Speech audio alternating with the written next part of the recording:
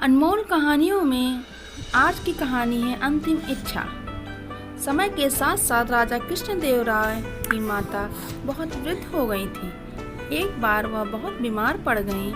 उन्हें लगा कि अब वे शीघ्र ही मर जाएंगी। उन्हें आम से बहुत लगाव था, इसलिए जीवन के अंतिम दिनों में वे आम दान करना चाहते थे। इसलिए उन्होंने राजा से ब्राह्मणों को आमों का दान करने की इच्छा प्रकट की।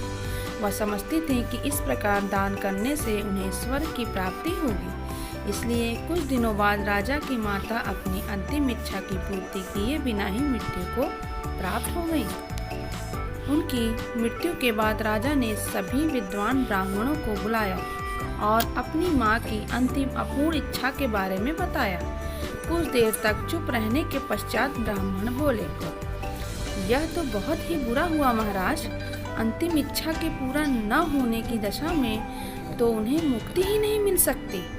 वे प्रेत योनि में भटकती रहेंगी। महाराज, आपको उनकी आत्मा की शांति का उपाय करना चाहिए। तब महाराज ने उनसे अपनी माता की अंतिम इच्छा की पूर्ति का उपाय पूछा।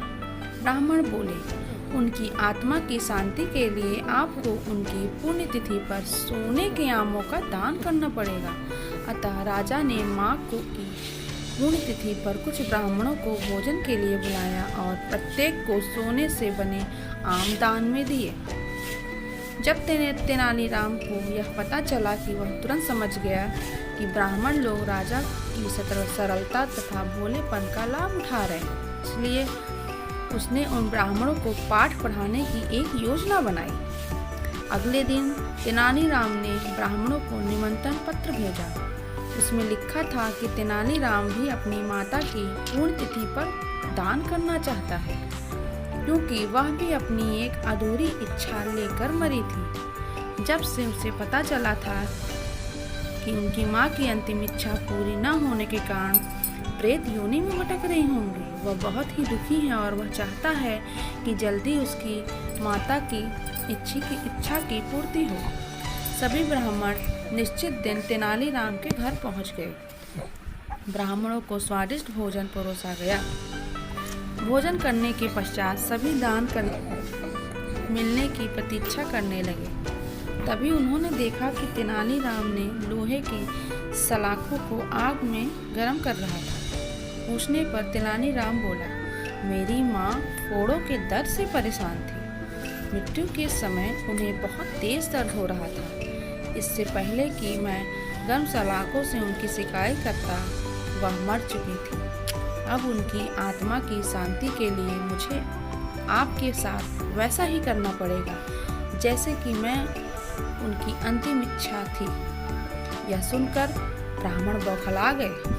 वे वहां से तुरंत चले जाना चाहते थे। वे गुस्से में तेनालीराम से बोले कि हमें गर्म सलाखों से दागने पर तुम्हारी माँ की आत्मा को शांति मिलेगी? नहीं महाशय, मैं झूठ नहीं बोल रहा।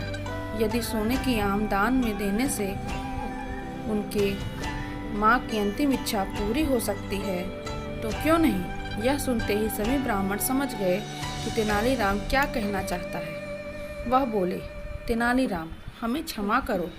हम वे सोने के आम तुम्हें दे देते हैं, बस तुम हमें जाने दो। तेनालीराम ने सोने के आम लेकर ब्राह्मणों को जाने दिया, परंतु एक लालची ब्राह्मण ने सारी बात राजा को जाकर बता दी। यह सुनकर राजा क्रोधित हो गए और उन्होंने तेनालीराम को बुलाया। वे बोले, तेनालीराम, यदि तुम्हें सोने के आम चाहिए थे तो मुझसे मांग लेते। तुमने इतने लालची कैसे हो सकते? तुमने ब्राह्मणों से सोने के आम वापस ले लिए? महाराज, मैं लालची नहीं हूँ। यदि वे अपनी माँ की पुण्यतिथि पर सोने के आम ग्रहण कर सकते हैं तो मेरी माँ की पुण्यतिथि पर लोहे की गर्म सलाखें क्यों नहीं झेल सकते?